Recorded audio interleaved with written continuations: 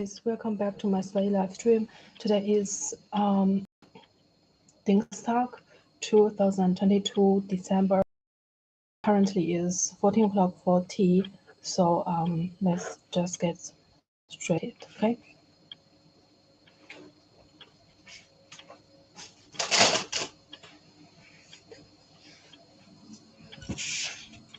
Okay, first of all, I will declare something which today happened in a class in the university.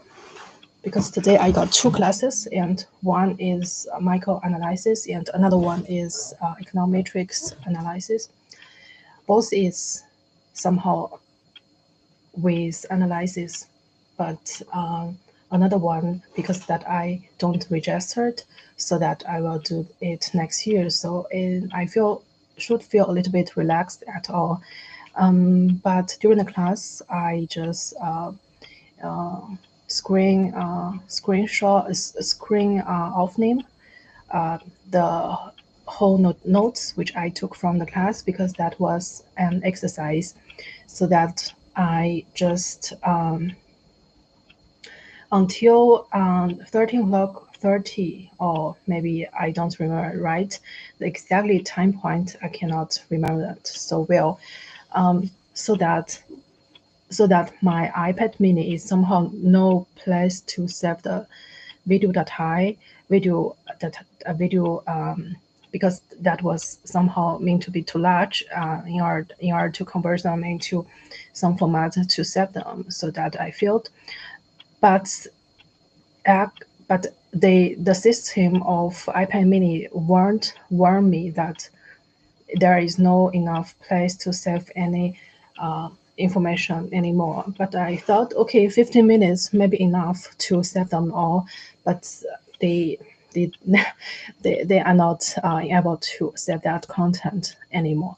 So in this sense, the iPad mini just suddenly quit, and a lot of unpleasant moments that happened within the last few minutes in the class. So means I then I blame myself. I should bring at least a USB with me, but actually I tried, but I don't want to bother others, because in the class that was so quiet, and that shouldn't bring any noises out, so that I just try once to bring this to find the USB, but I cannot. So finally, when I finally got home after went to supermarket and feel a little bit better, and then finally I found, okay, I have actually one USB here, but I just cannot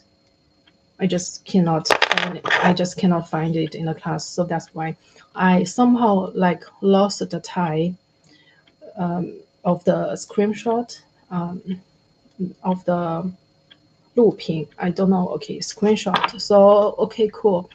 This is an unpleasant experience, but I will do now in very time near points, and then afterwards I will eat this quack ball. I was so happy about it.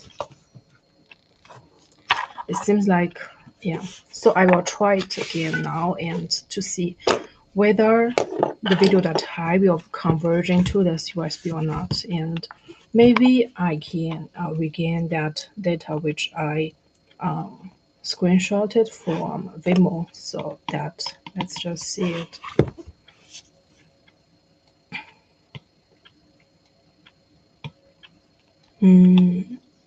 Today I actually want to law faculty. So I like there because I do not have any exams anymore in Gates or in law. So I feel so happy every time since now when I went to there, and the chef there was excellent. So yeah, everything seems so fine. But let's just save it.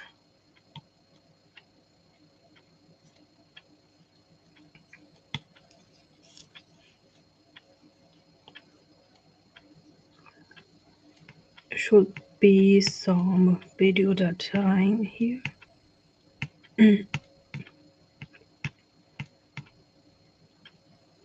Mm,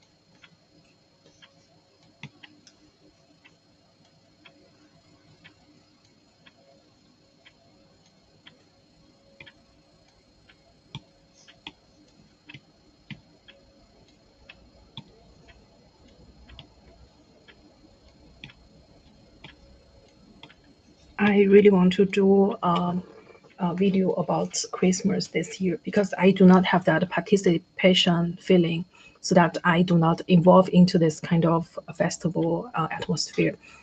Then maybe I can just edit a video about Christmas and which I can discover in from the Christmas happening, because with my uh, family was not here and I got a host family, but I think it is too difficult to prepare the gifts for them because there are so many people, and so in this sense I just yeah. And I think I should always switch the state or switch the modes when I went to the host family, because I feel so free and I feel like without some restrictions and so on. So I actually will be another me in this sense. So it is not fake state, or it is not, it is, yeah, okay, kind of confused. So let's just quickly do this task and see whether it will work or not from Vimo, because I lost the time. And here is, okay.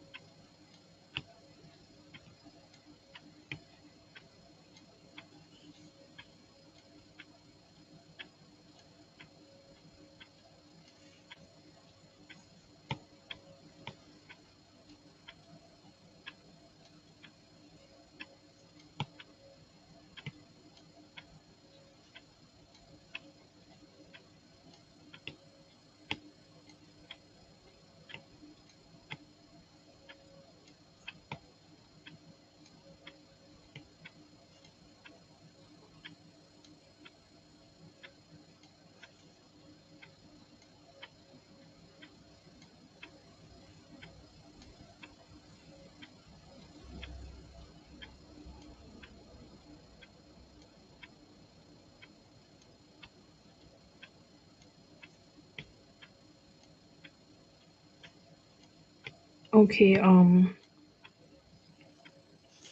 so that I cannot find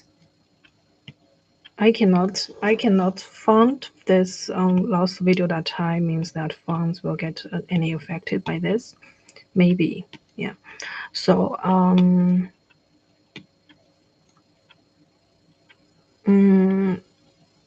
I can choose two ways to solve it. To rewrite the notes which I took from the class, and the second one just randomly make a screenshot again, and to just film the notes which I took from class. But for me is that word by word is recording is more important than I can expect it. So in this sense, you really did something wrong, and but I cannot do anything because you have a higher degree as me, so you can absolutely do this maybe. Okay, the solution and the way of solve this problem is to just open the screen of Nama of Waymo, as you guys can see here, and Aufnahme begin. Übertragung stoppen.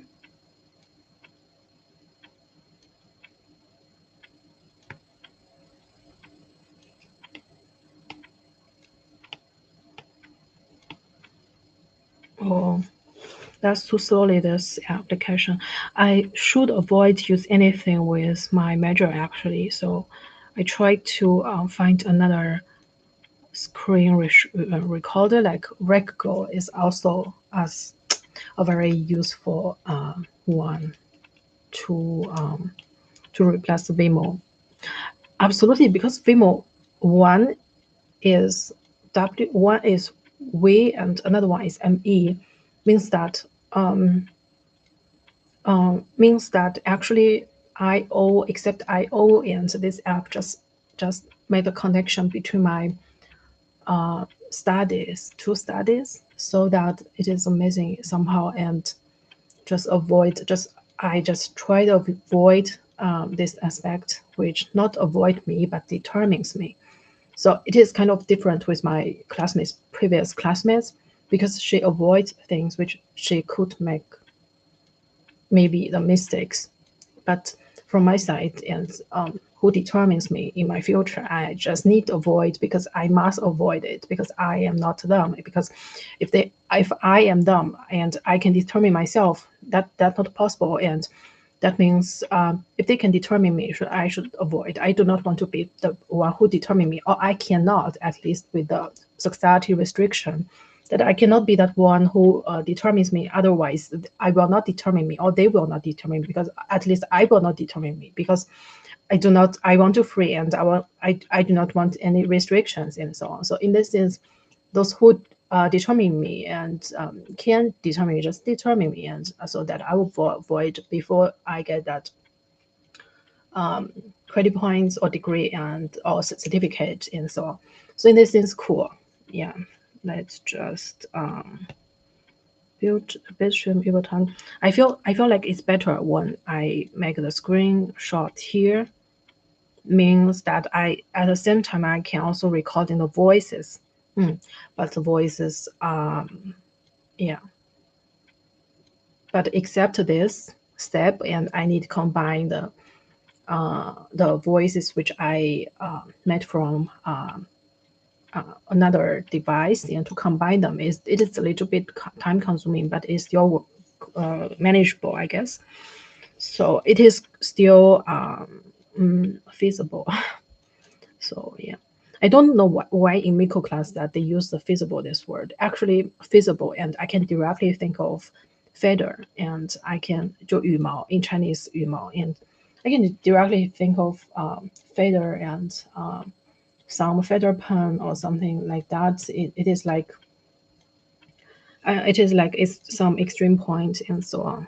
Yeah, cool.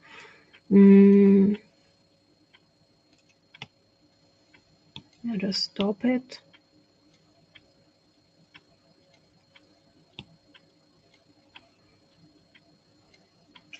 And I will make 2 recordings.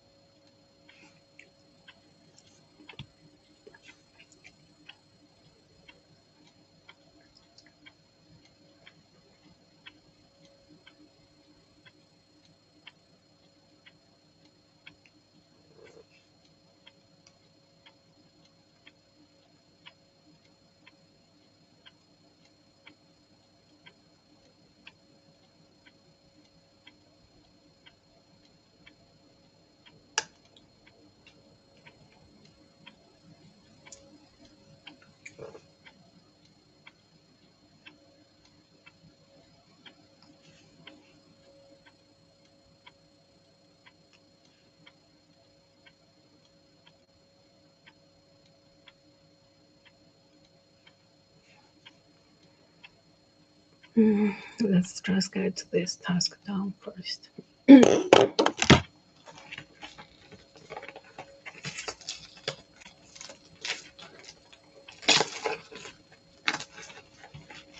Okay, moment, just wait a moment.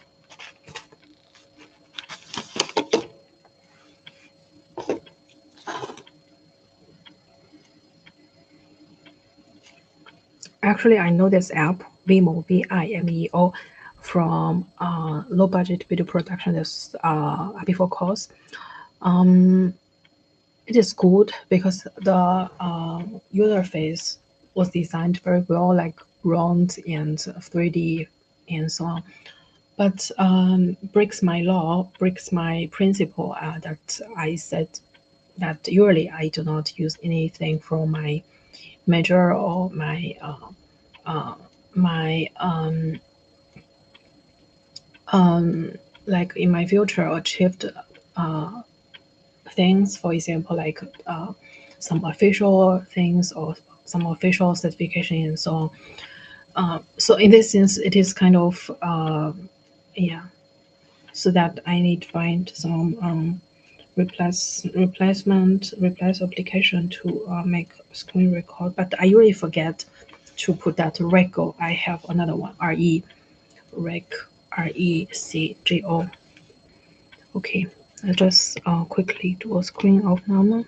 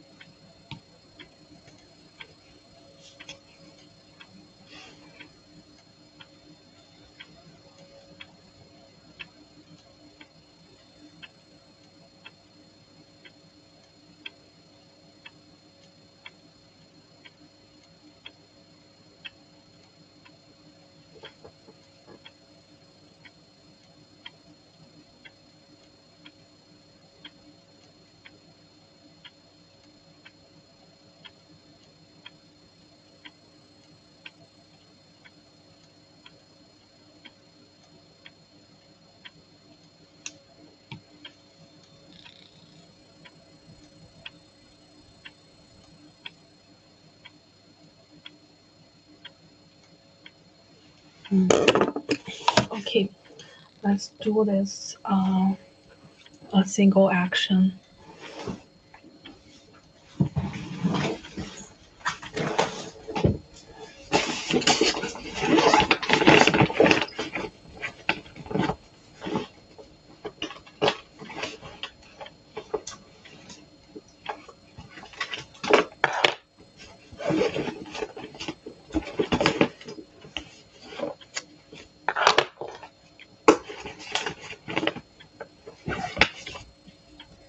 This one.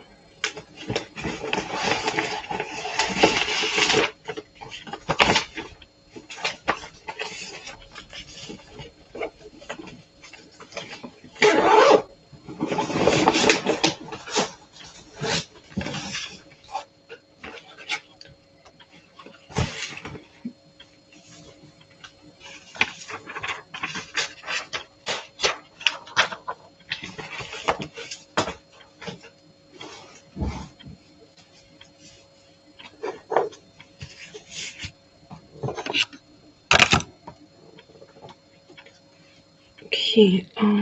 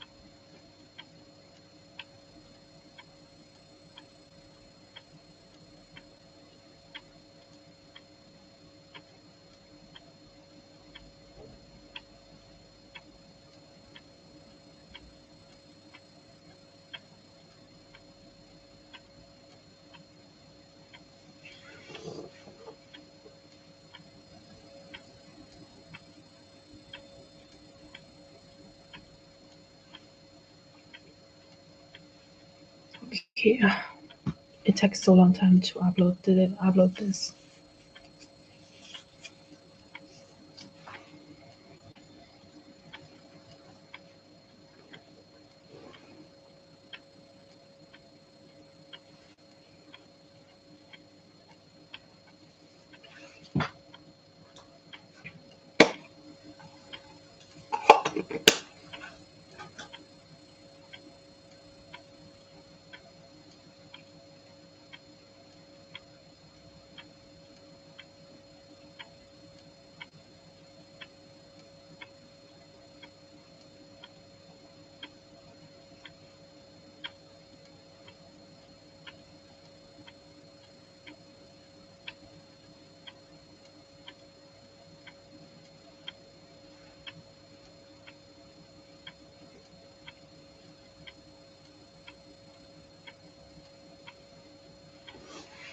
Okay,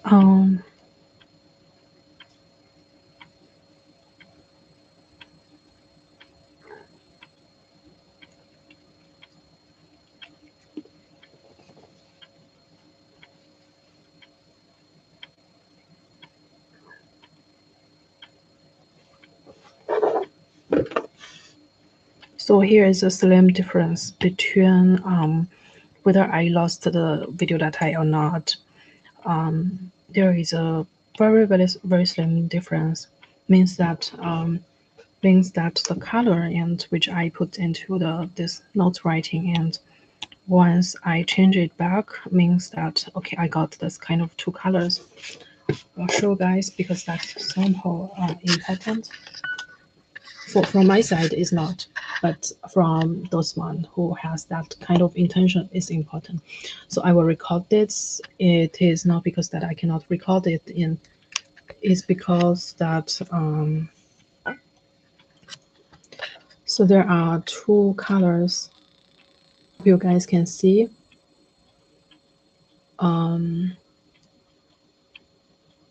Yeah, that's the original color actually, and afterwards they changed the system, and because I just quit this, and then they changed somehow to another color, like some this one, and this one maybe, and this. Oh, I cannot remember very well. Seems like it's the only difference when I lost the video that I or not lost video that I. So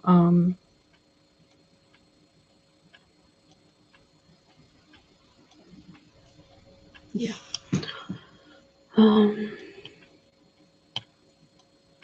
If I change back, then here is black, and here is this blue like Goldman Sachs, and this one is the this one is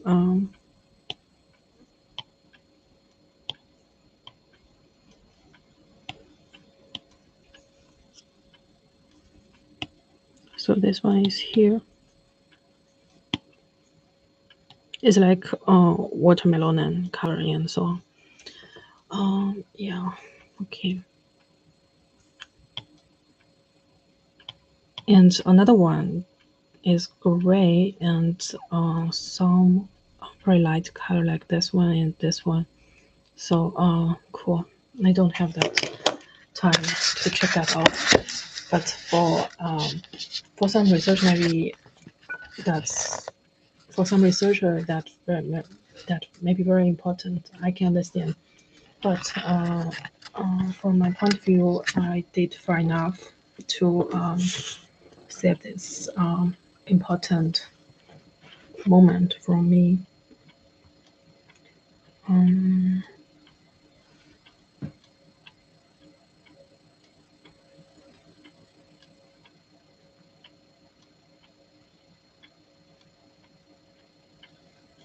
Okay, change the color gray.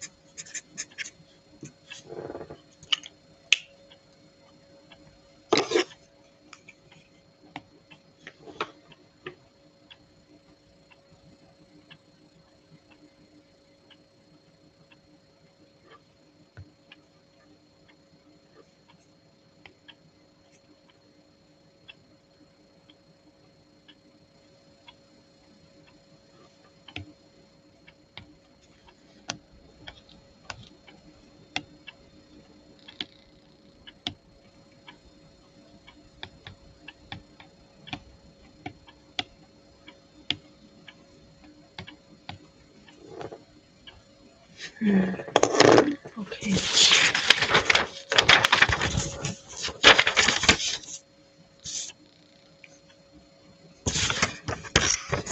So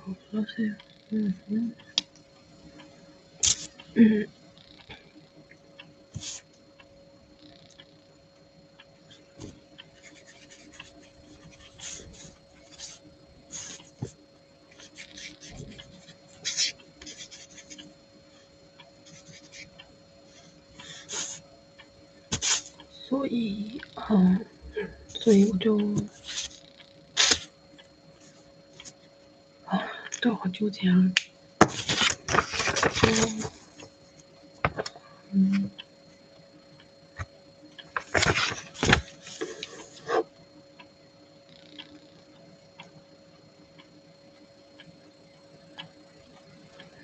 就 pink 的问题，所以就好喜欢。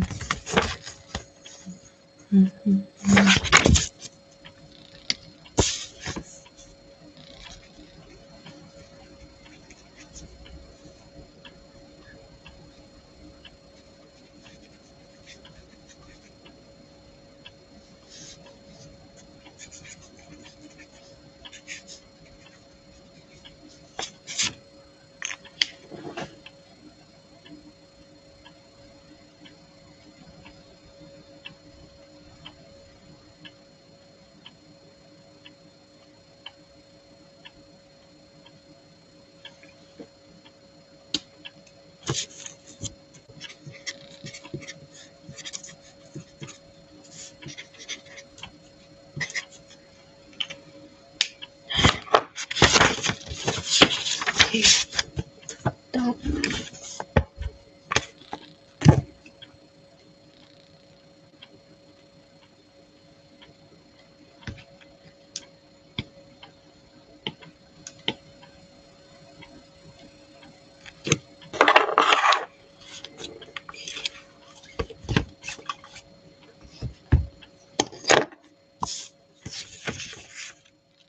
Okay, I think this color is very important, and which I recently get used to this color from Good Notes. The first one is 6A96F0. I named it as what?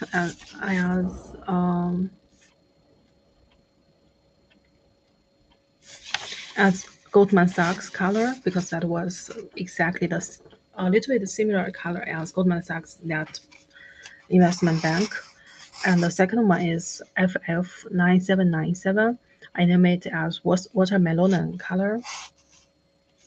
And the last one is 60 is black one. So from the Good Notes. And then because today I got some technical issue from my iPad mini Good Notes, because they introduced 3 extra tablets of Katai cutter, remembering cutter, so that I do not want to change. I fear that if I change, then I means that I will lose some notes or some layouts when it changes, and maybe I will quit, and a little bit time inefficiency problem and notes loss problem, and somehow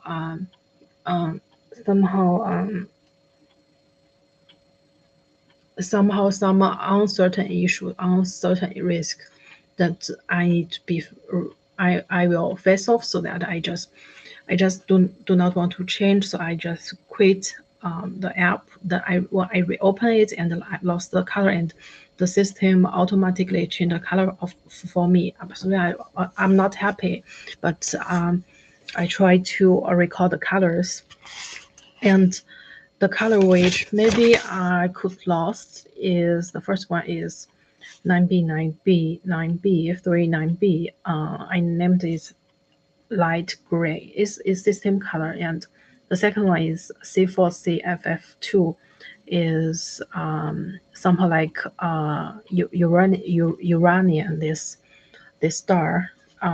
And the last one could be FFB0. B0 is very pink. But I am really not sure with the pink color, because pink color, it is like a broke area of my brain that's the combination of white and pink. It is like a forbidden area of which I cannot say what's behind that. So yeah. So I wondered. I still remember the I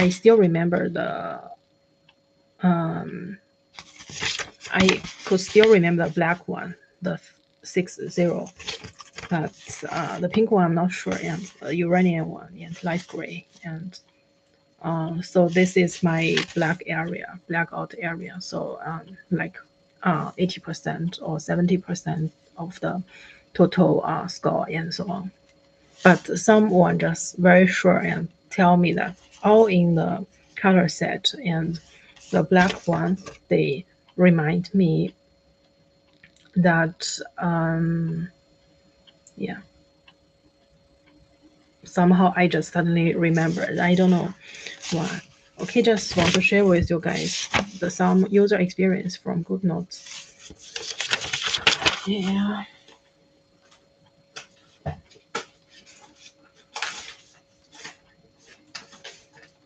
Okay, just now let's eat this Gefei-FIONA.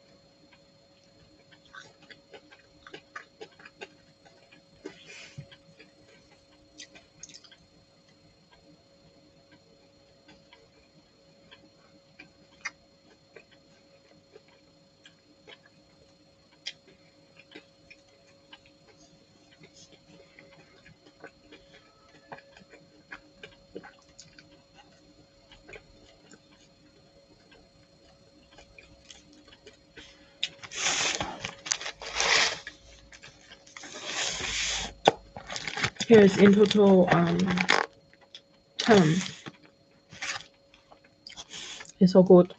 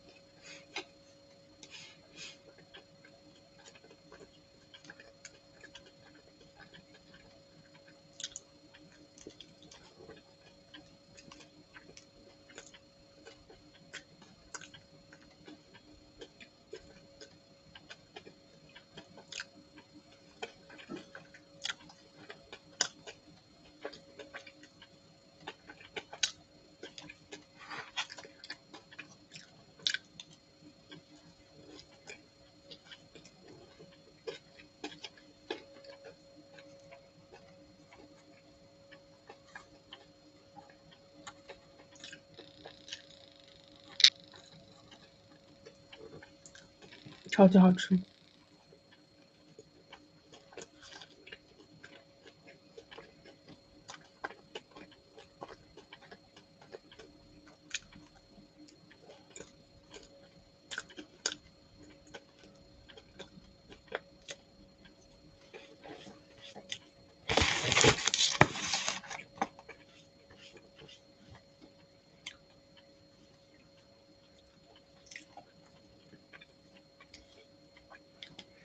Okay, quick break.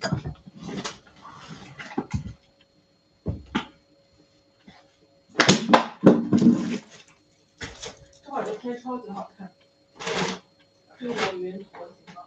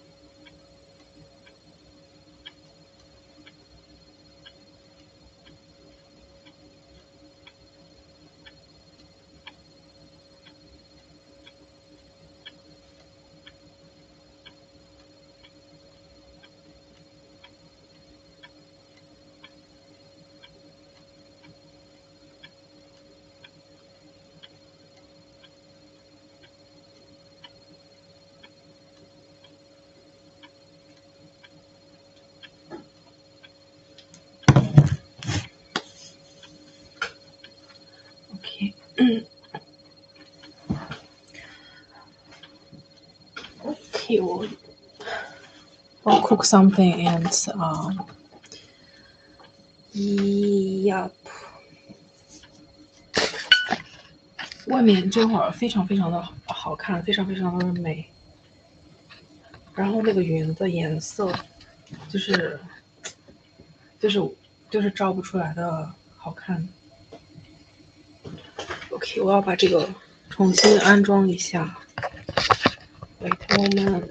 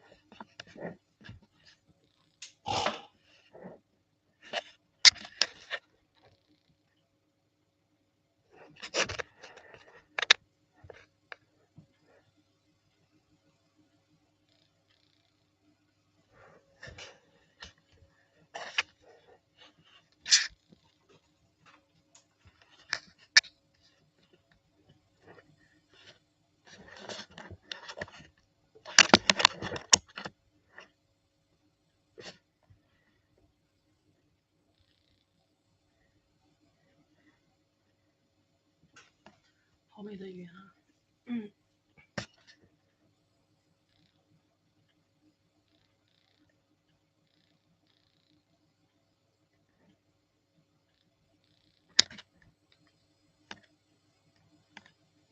！OK， 我要去做饭了。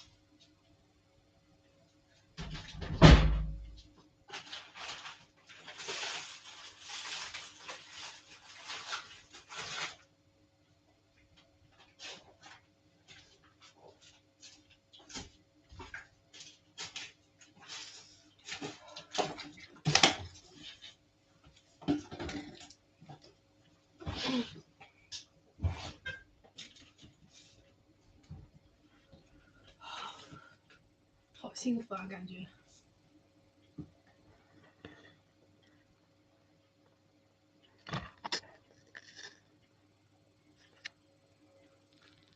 我做好了饭，一直在看。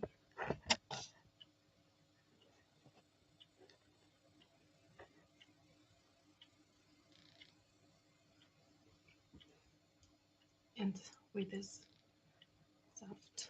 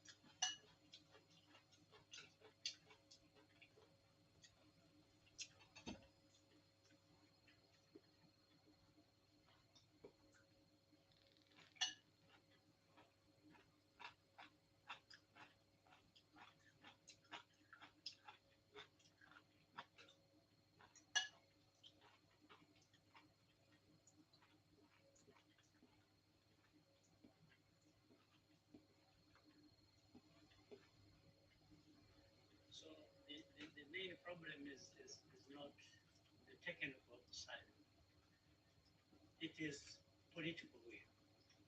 I think this is what we've got to keep talking about and raising, and even having cases that prove the point, as I said earlier. So starting with the little we have in our hands already, we can show how that has helped, well, billions of people here across the world. So the conversation has to go. It will be part of this. Otherwise, what else should we be talking if we don't bring this among the things that we have to talk about? So in short, really, it's the propositions, the proposals you have put on the table are very clear, technically sound. They can even be tweaked and find even improved and better ways. But political decisions have to be made to let this thing work, and that's what we shall keep talking about. Well, let me thank you for that, because I think it's absolutely essential that more people in public life, but also in the general population, appreciate that the global fight on climate change is won or lost in developing and middle-income economies, which has not always been the way it's been approached politically. We have a number of questions from our online community of participants, and the next one is for Prime Minister Motley, and also for President Kagame, but I'll come to you, Prime Minister. Since the board approval of your country's request to access the RST, can you share the initial reaction from your populations and the private sector? Has the catalytic role of the RST in generating private finance met your initial expectations? To begin with, it's only since the 7th of December, so we can give us a day. But I have every confidence that it will. And certainly in the Bridgetown initiative, it allows us to take one off and remove it from the initiative. Because one of the things that we called for is the RST there, as I said, and I really want to thank you. But the reality is that we need to do more. We need to do a lot more.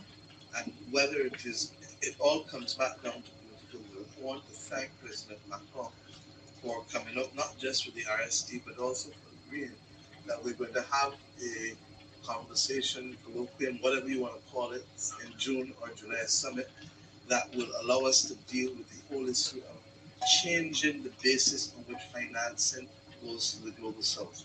Because it is not working and it cannot work. And if we use the innovation that we see here with the RST, then we can be sweating far more capital out of the multilateral development banks. We should be making the multilateral development banks capable of accessing the SDRs.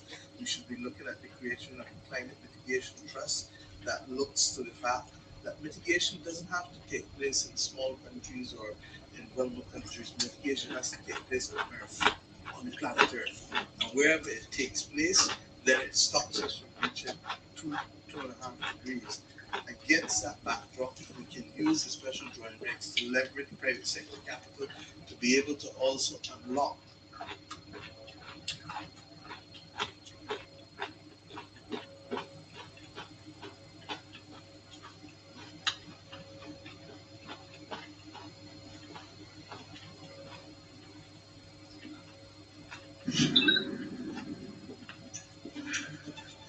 Federal prosecutors in the Southern District of New York have unsealed the indictment for FTX founder Sam Bankman Fried. Yahoo Finance's Alexis Keenan joined us now. She's been going through it. Obviously, it takes a little time to digest what we have in there. Yeah. We know that there are now 8 counts within this indictment. Yes, and here they are. This is a very broad brush complaint, by the way, or indictment, I should say, coming from a grand jury. This is coming from the Southern District of New York, so these are Manhattan prosecutors making these claims.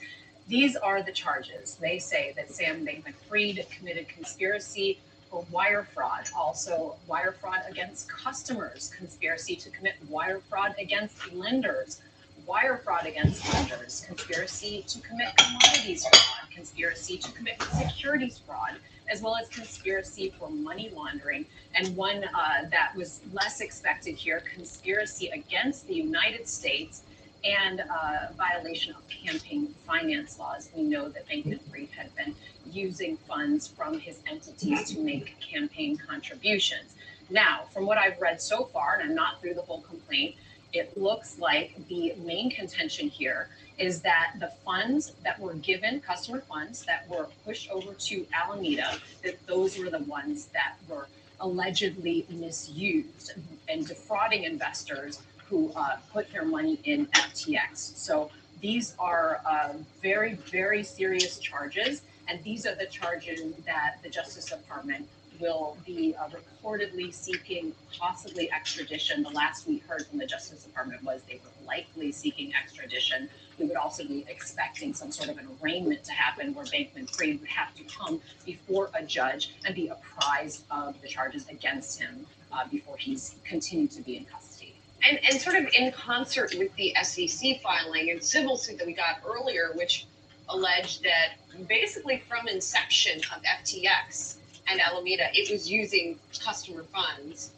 from FTX to fund the activities at Alameda. Presumably, there are similar things in the complaint. One difference between the two, the SEC complaint is mainly focused on the entities that invested in FTX as a company, whereas the criminal charges also encompass fraud on customers of FTX. Right. So customers, lenders being brought in here as well. It's broader. And like you say, these charges, at least for the DOJ, they're saying in or about 2019, whereas the SEC was a little more specific, saying May 2019, but basically since the inception of these companies going all the way through to November 22 when the bankruptcy was filed. So very comprehensive. This is a lot of years. And as far as money amounts, I'm not seeing actual dollar amounts, which plays largely into a defendant defending their case and largely into if they are convicted of any of these charges, those have a lot to do with the sentence ultimately.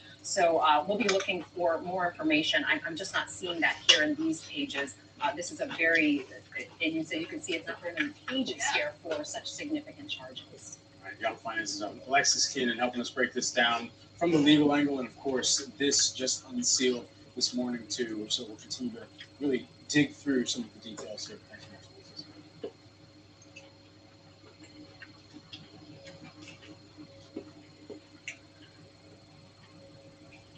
And Bankman-Fried, keep it right here.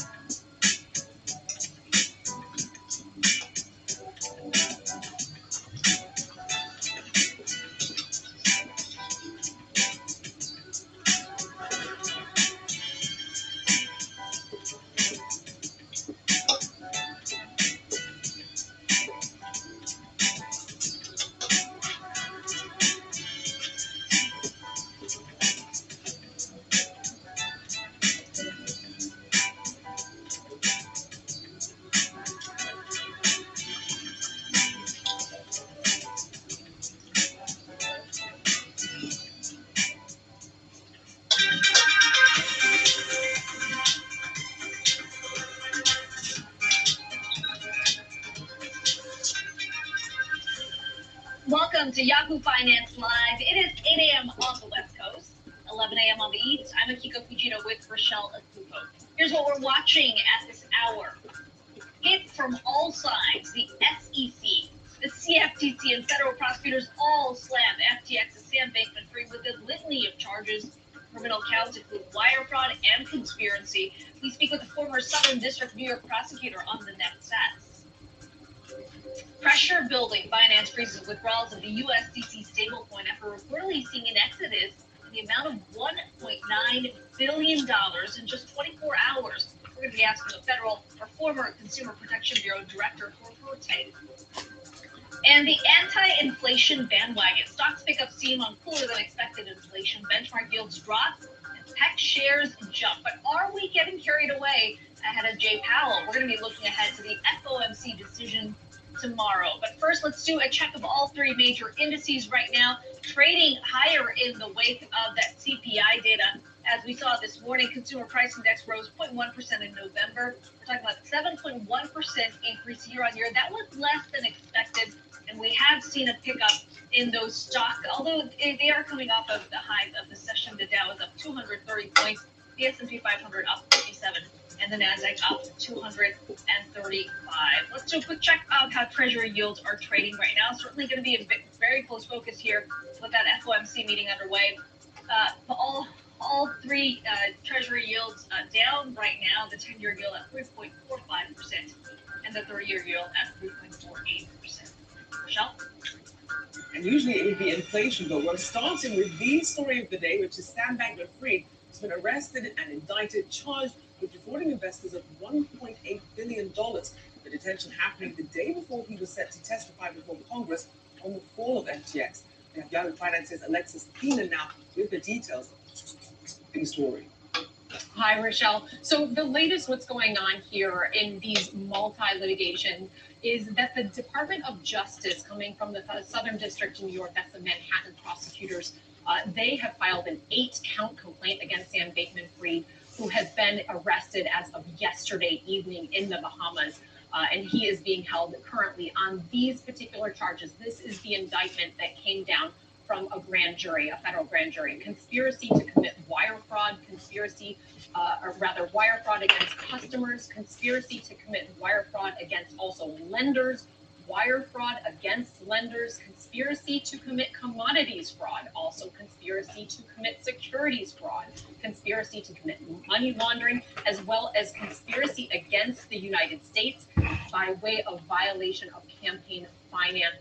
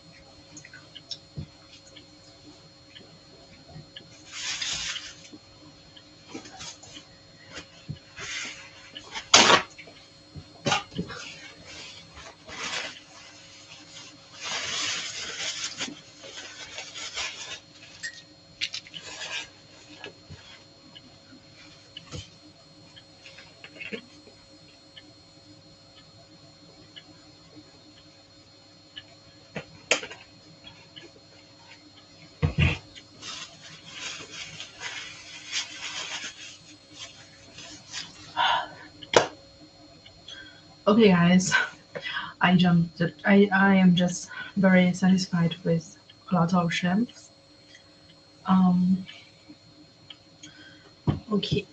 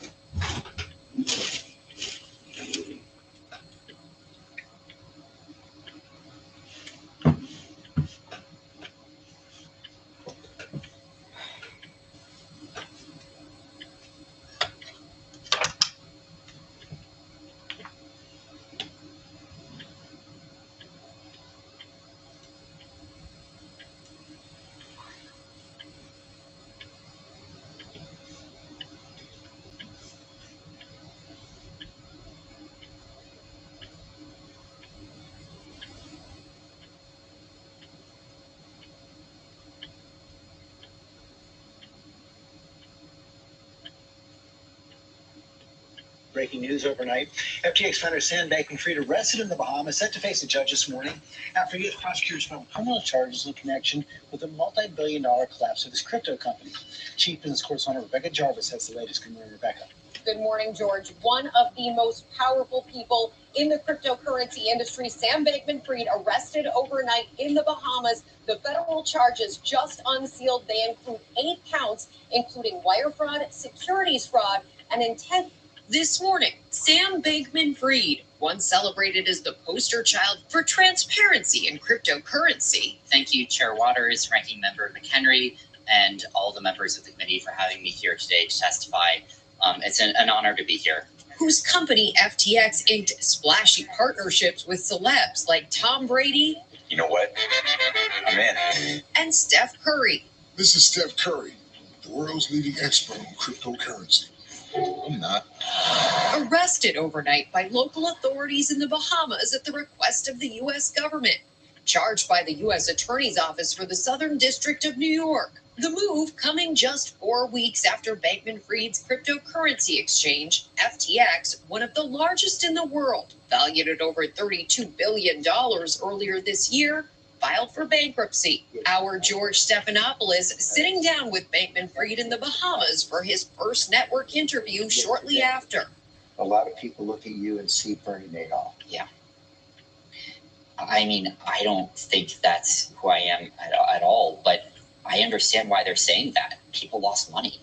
In fact, FTX customers lost billions. At issue now is why. 30-year-old Bankman-Fried allegedly used FTX customer deposits to fund risky bets at the other company he created and owned, a hedge fund called Alameda. Are you worried about going to jail? There are a lot of things that are worrying me right now. And, you know, as best as possible, I'm trying to focus on what I can do going forward to be helpful and, you know, let whatever regulatory and legal processes are happening play out as they will. And since that interview with you, George, a lot has played out. Today, Sam Bankman-Fried was set to appear before Congress to testify over Zoom. Instead, he will appear before a court in the Bahamas. In addition to those federal charges, the SEC has charged him with 8 years-long fraud, calling FTX a house of cards. George? Vic, thanks. Let's get more on this from our chief legal analyst, Dan Abrams. Pretty quick arrest. Yeah, he won't be able to avoid extradition. I mean, there's just no way. The Bahamas and the United States have a very firm agreement in place. And you can already tell as to where things are going right now. As you point out, very quick arrest, very quick in terms of the relationship between the Bahamians and the United States. Two things that I find interesting about the timing of the arrest. Number one, he was supposed to testify in front of Congress today. Why not just let him testify, get more statements on the record, and then arrest him?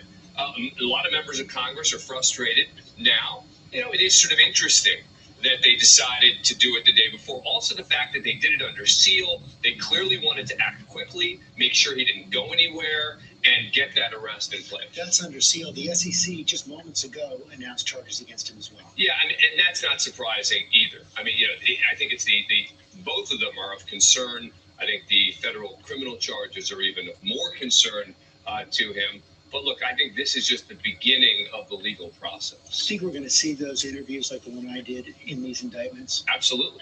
You'll see them, whether in the indictments or actually in the trial. I mean, I think that you will see in the trial his words come out against him in some way, shape, or form. Is it that he testifies? Is it that they use your interview? But there's no doubt, I think, that they are going to use them in some way. And this is why, even when someone says, I didn't do anything wrong, right? I'm not guilty of this. That doesn't mean the prosecutors won't be able to use it in some way against you. And we know he defied legal advice to do that. Absolutely, yeah. Dan Abrams, thanks very much. Hi, everyone. George Stephanopoulos here. Thanks for checking out the ABC News YouTube channel. If you'd like to get more videos, show highlights, and watch live event coverage, click on the right over here to subscribe to our channel. And don't forget to download the ABC News app for breaking news alerts. Thanks for watching. There were U.S. individuals or persons, in fact, customers of FTX.com? Yes, we found that there's a small number of U.S. customers that engaged as customers. Is 2% small in your estimation, or is it less or more? We don't have those kind of numbers on an investor basis. We have a customer basis, which we're talking about less than a couple hundred. But it could amount to billions. I mean, you said earlier it is billions of dollars that was in there, or at least it could be millions or hundreds of thousands. We don't know that number, or do you know that? I don't know. I don't know that number. Billions would sound very, very high. Okay. Well, you had mentioned that there was billions in it. Yeah, but clearly. I'm giving you the range. So clearly, as U.S. customers, there we don't have an accounting of what those particular customers had in the time. Okay. Will determining this be part of your work through this bankruptcy process? Oh, absolutely. Yeah. Okay. Will part of your work be determining which assets belong to which customers, more specifically U.S. customers of FTX.com? Yes, we will do a tracing analysis. We'll try to identify the sources and the uses of all the funds. So whether it's 10 customers that had a lot of money or 1,000 customers that had some money? Absolutely. Okay. Can you provide some indication of whether customer funds from FTX.com were in fact transferred to Alameda Research? Well, it's definitely assets of customers in the .com silo were transferred to Alameda, no question about it. We've not seen this at this stage from the U.S. silo. But of course, we do have one concern, and it's the concern we're chasing now, as to whether or not there's commingling between that .com silo and the U.S. silo exchanges. And the reason for that is we know there was sort of common control and access of authorized users at this most senior management level amongst all of the assets. So it's something we have to focus on. We haven't seen evidence right now of that, but certainly that's something we need to investigate and trace. Okay, in my remaining 2 minutes, I want to turn a little bit to operations. Is there any evidence of his parents' involvement in the operations? We're investigating that, as well as any other players. Email, Slack.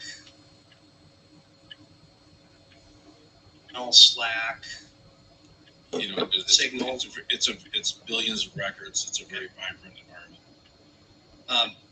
So I hear that you haven't discovered that. I mean, it would seem interesting that that they didn't either give legal advice or business advice or rental advice, maybe.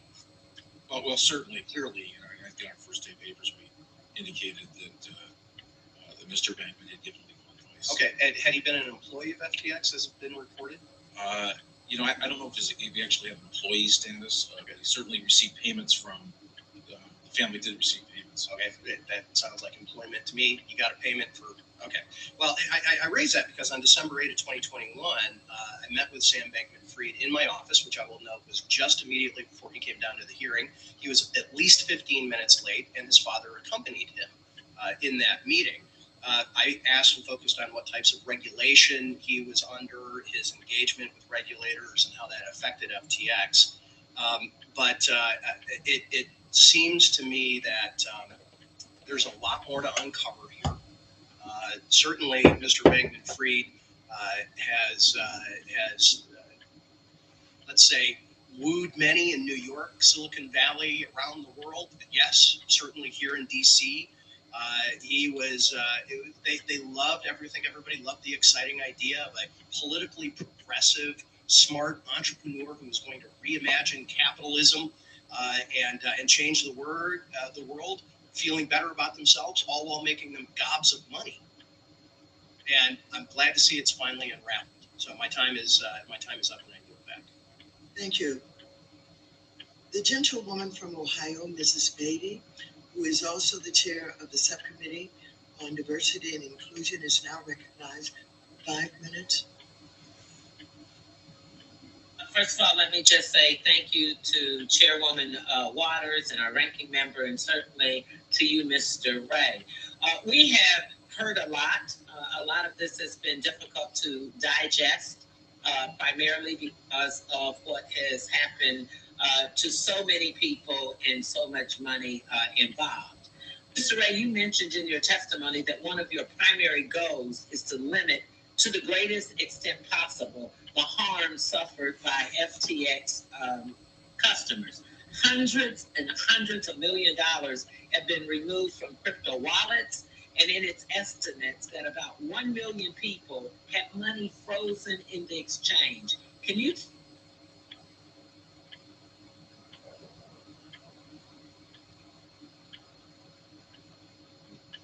draw the likely funds back? And if you can't answer that question, I have the information. Ms. Beatty, would you repeat the question? You were interrupted for a minute or so there. Oh, I am sorry. I am at home recovering, so sorry about any connection. Basically, hundreds of dollars have been removed from crypto wallets, and it's estimated that about 1 million people have money frozen in their exchange. Can you tell us how many users have lost money, and when will they get their money back? Well, our process is such that we are securing our assets every day. Every day we are out looking for wallets and the keys to those wallets maximize the recovery of value. So that's an ongoing process. We've secured all the cash in the bank accounts to the extent that we can at this point. We've secured crypto assets. We're still in the process of doing that. Ultimately, that's a question of months. The litigation has been pointed out by other members. Certainly will take a longer time frame, but that is our number one focus is to generate value to repay those customers. I don't have a customer count for you today. We do know that there was 2.7 million users in the U.S. silo, which again overstates the customer relationships because people have multiple trading accounts. In the .com silo, we had over 7.6 million users, again, overstating the actual customer relationships due to the multitude of accounts by any particular customer. So we need to get to the bottom of those customer numbers. Thanks, Mr. Ray. Let me ask you this. Despite the fact that FTX told customers it would not trade customers' funds. We know now that FTX loaned out, I think, about $10 billion in customer assets for proprietary trading. Mr. Ray, do you know how it was possible for FTX to access clients' funds in violation of its own terms of service that read, without clients' permission, and exposes customers to such massive loss? Well, as I indicated, I mean, there was no corporate controls, no corporate oversight, no independent board, and the owners of the business, the senior management, had virtual control of the accounts of each of the silos and could move money or assets, as they desired, undetected by customers. And to the extent there were rules, and there were very few, obviously they were made to be broken. So I think what I'm hearing you saying is that there was no one personally approved this. Let me ask you a last question. Can you tell us what regulatory changes could prevent the unauthorization or the unauthorizing customer funds in the future, based on your wealth of experience? Without speculating about what regulatory fix there could be, I've said earlier in testimony, the critical thing is segregation of customer funds and transparency. Okay, and lastly, in your 5 points that you outlined, and I'm sorry if you said it before, is there a timetable that you think you can get to that? And that can be a yes or no. I think I'm getting close to my time. There's no particular time frame, but it's as quickly as possible. In my experience with Enron. And is that months? Is that weeks? Quickly as possible? It certainly isn't weeks. It's definitely months. And the causes of action could take longer, but we will marshal assets on a weekly basis and a monthly basis, and we'll do that as quickly as possible. Thank you so much for taking the time to try to help us out. I yield back. Thank you. The gentleman from Kentucky, Mr. Barr, is now recognized for 5 minutes. Thank you, Madam Chair. Mr. Ray, in your declaration, you said that many of the companies in the FTX group did not have appropriate corporate governance, and that the situation is unprecedented. You also, in your testimony today, said that the FTX collapse stems from the lack of an independent board and a complete failure of any internal controls or governance whatsoever. Can you elaborate in describing the governance structures for FTX.com that led you to make those comments? Well, first and foremost, there's no independent board of directors. So one of the first things that I did was put on an independent board of directors, led by our chairperson, who was the former U.S. attorney, Joseph Ryan, U.S. District Court judge. So put in a corporate structure of independent directors, put in separate officers, the new officers of the company, put in a new CFO, a new chief information officer, new head of administration, all independent, with some background and experience in these sectors. None of the employees, there's a lot of titles in the company, but no experience to back it up. Can you explain how the FTX.com governance structure differs from the governance structures of FTX US? Virtually no difference. There was no structure. Mr. Ray, in your work so far, have you examined the governance structure or the flow of assets to the FTX Foundation or its various affiliates, including FTX Community, FTX Climate, or the Future Fund? We are digging into that. We have not completed our review.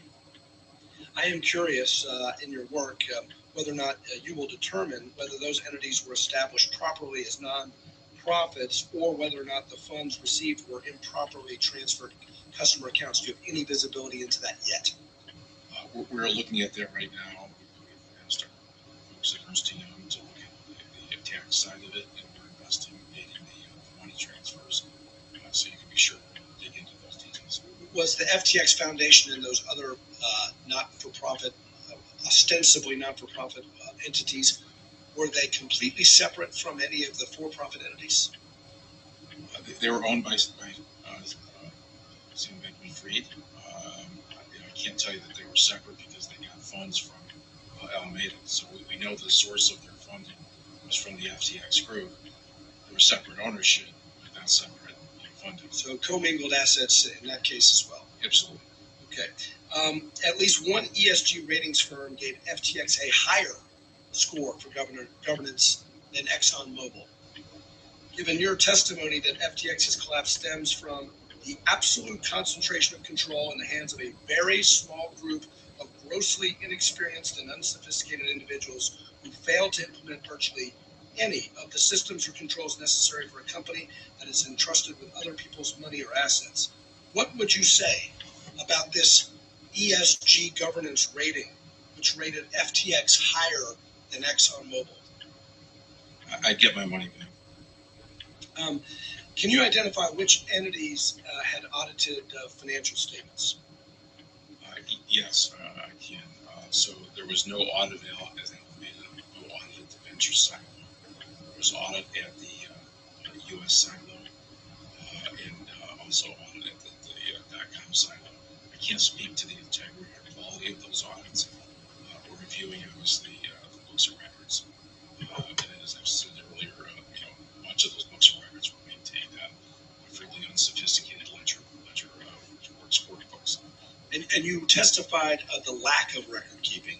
And so there's a whole lot of financial statements that are either not audited or not available. Is that fair to say? That's fair to say. In your declaration, you stated that you did not believe that those audited financial statements were reliable. Can you elaborate on why you believe that to be the case? Well, we've lost $8 billion, right, customer money. So, by definition, I don't trust a single piece of paper in this organization. Sam Bankman-Fried, in his testimony to this committee on December 8th of last year, said that FTX has designed and offered a platform with a market structure that is risk-reducing. To be sure, there are irresponsible actors in the digital asset industry, and those actors attract the headlines. But FTX is not one of them. Was that statement incorrect? False. Thank you. And let me conclude by describing what is going on here by a popular crypto commentator. If you set up an exchange where you're the market maker, you're the issuer, you're the prime broker, and then you trade against your own customers, you have a vested interest in creating the assets, promoting the assets, manipulating the price of the assets. What you have is a crypto casino. I yield back. Thank you.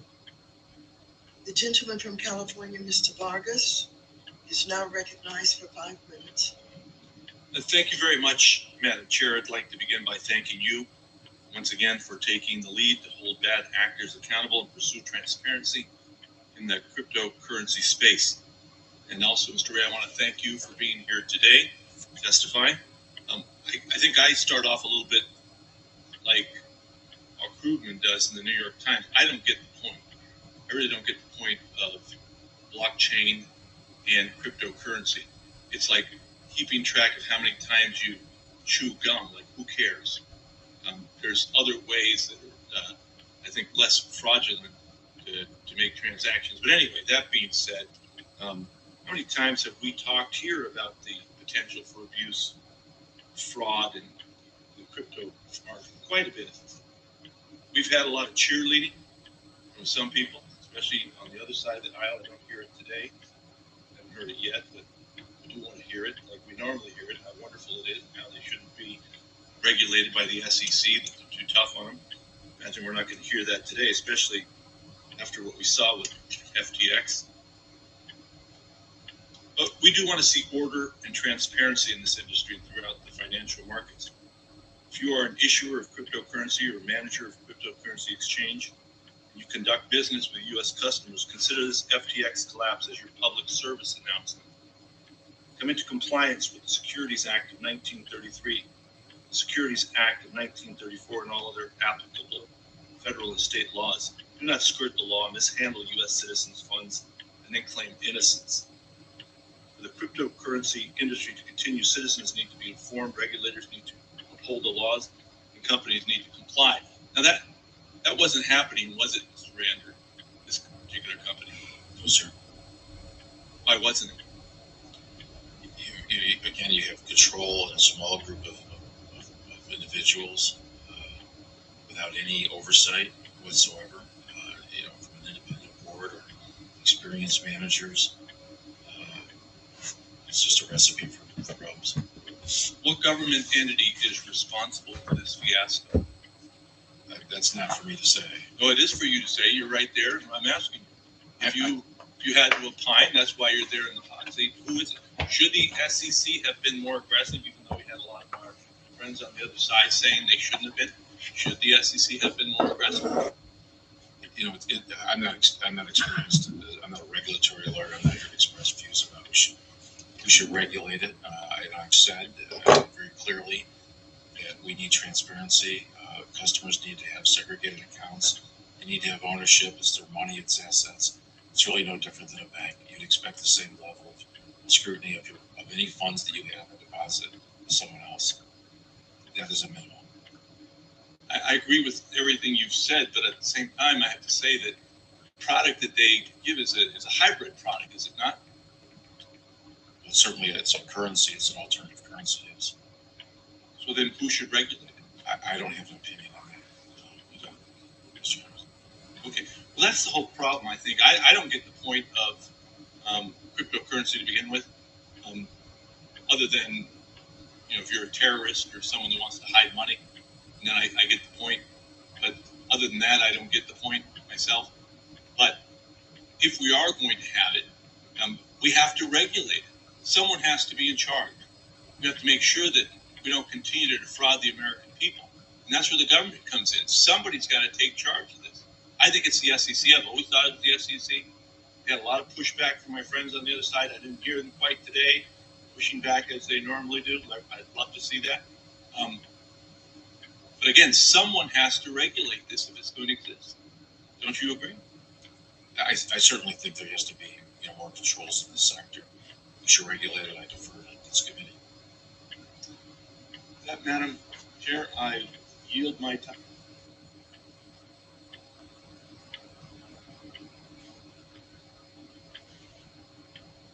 We have an exceptionally important. Okay, I will stay with one question, and it's to Ms. Georgieva.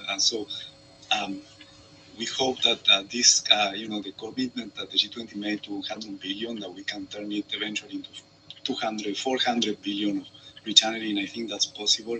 And we need to build this body of experience. And one action that the IMF, I think, can easily do to help us on that advocacy, because this is an advocacy we have to do country by country with the donors. If the IMF could have a web page where it lists the contributions of the countries, and then it says, what are the agreements and where are they going? Like this is PRGT X amount, RST X amount. That would help immensely, and I think it's a relatively low cost action for the IMF. Thank you. That's an easy one. Yes, we will do. Excellent. And the idea that such transparency can help build political will is consistent with what President Kagame noted. Since that was brief, thank you for the advocacy. For the work, not for the fun. Since that was brief, before we go to our lightning round, I will ask one more question that came in from online, and this is a question that goes for you, which is what more could be done by the WTO to facilitate access to technology for emerging markets and developing countries to facilitate the transition to net zero? Well, thank you. That's a really good question, because one of the things I'm trying to say is that trade is part of the resilience. Trade is part of fighting climate change and finding solutions. So what more can be done? I think that one of the things we can do is if we can have an environmental goods and services agreement, which seeks to bind countries to respect a certain list of goods. It can be a constraint list to begin with that countries need for building resilience, for trying to decarbonize and get on the path to net zero. This will be a good thing. It will make it accessible and affordable to countries to be able to get these goods. There was an environmental goods agreement that was being negotiated. It was shelved in 2016 with about 200 goods, where the tariffs would be either very lowered or completely done away with. We need to, it was shelved because of the disagreements on certain goods. We need to revive this. I think this is a net contribution that really the WTO can make. The other area is looking also at innovation. And what can we do when we have innovation made somewhere that is beneficial to the planet, to the world? How can we share it? We are the guardians of intellectual property agreements, and I want to make it very clear here that we respect innovation. It needs to be incentivized, so that's not the issue. The issue is how do we do that, but at the same time make it accessible, to those that need it, so that they can manufacture, they can produce their own things in place. They're not always sitting back as recipients. And what we've been doing is having dialogues with CEOs of the various supply chain shipping companies, with manufacturers of pharmaceuticals, manufacturers of different kinds of goods, in order to start this dialogue with the private sector. How do we do this? Thank you. Thank you. To wrap us up, I'm going to ask each of our extraordinary panelists to share one quick thought that listeners and online participants should keep in mind as we go into 2023, perhaps a critical year for actually making progress on these issues in a way that changes the trajectory of the climate fight and, frankly, the fight for climate justice. And perhaps I can start with Prime Minister Malcolm. Thank you. Just to ask the world's populations to get on board, because the fuel and political will comes when ordinary people stand up and say it must happen. And unless we reset in the way that we started through leadership, collaboration, and innovation, we're not going to be able to sustain our quality of life in the next 10, 20, 30 years. This information we do differently from the rest of the previous one. We need to have private sector innovation, we need to leverage, and the private sector needs to take more risk. Private sector will be good. With that, I think that can achieve the goals that we set. There's so much geopolitical tension now. There's talk of decoupling and fragmentation. And I just want to say that for 2023, if we decouple or fragment into trading blocks, we will not, and I repeat, not be able to solve any of these problems of the global commons, which require cooperation. So my strong message for 2023, if we want to deal with climate change in a collaborative fashion, if we want to deal with perhaps preparing for the next pandemic and so on, let us dial down the talk of decoupling or fragmentation. It will be very costly to the global economy. It will not help us solve the problems we need. President Kagame. Well, there's a lot to do individually with other countries or institutions. There's even more to do together, but in a manner of proving the concept of what we are doing and get results. I'm sure that things can work. And if we do that, then we get more encouraged to do even more. Excellent. Kristalina, the RST is yours to show things can work. Yes. What is your closing thought for us? Well, first, I want to introduce somebody in the audience, Deputy Managing Director Boli. He's the one responsible to oversee our climate work. I'm sure there are so many of the staff of the IMF in the audience. This is commitment to my troops. My message is the following. 2023 is going to be a difficult year for the world. And the silver lining can only be that we use it to transform our economies, that we accelerate change that will underpin sounder prospects for growth. And that we, the IMF, fully recognize our responsibility to be a force for good. And a force we will be. Always. We are at the end of our time together here. Let me thank our extraordinary panel. I come back to my opening comment, which is, Kristalina, when you and Uma were introducing the RST, these thoughts around innovation and collaboration come through each and every comment. I want to say a special word about leadership. 2023 will be a tough year. And leaders, all of you in this room and all of you online are leaders. Leaders use those moments to step up and to lead with more conviction and more strength and more purpose and more determination. And I think you've shown us, Kristalina, what that leadership can look like. It's why we're here to celebrate the RST with you and for your leadership. And I just ask all who have joined this conversation today to take that spirit forward. Can I have one word before we finish? This is a time for Africa, because we had the US-Africa Summit. And I want to finish with the word of an incredible African leader, Nelson Mandela. Impossible until it is done. It's always impossible until it's done. That's an excellent note to end on. Thank you all very much. Thank you.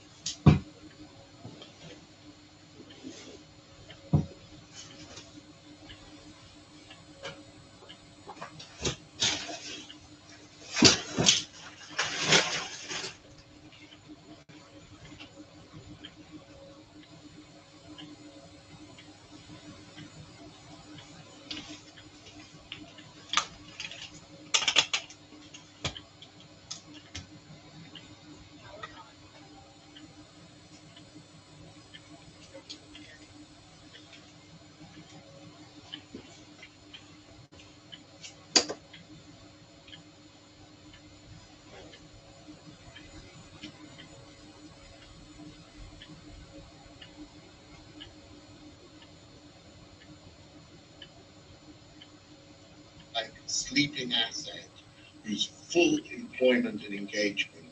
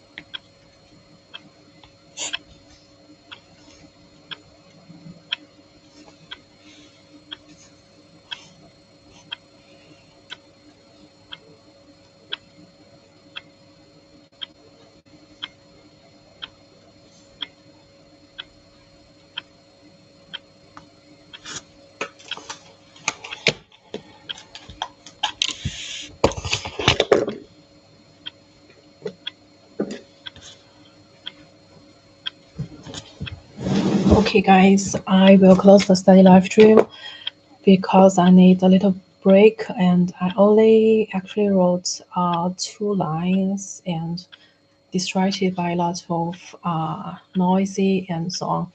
So in this sense, I will close the study live stream and hope you guys enjoy my study live stream and see you in next study live stream. Bye.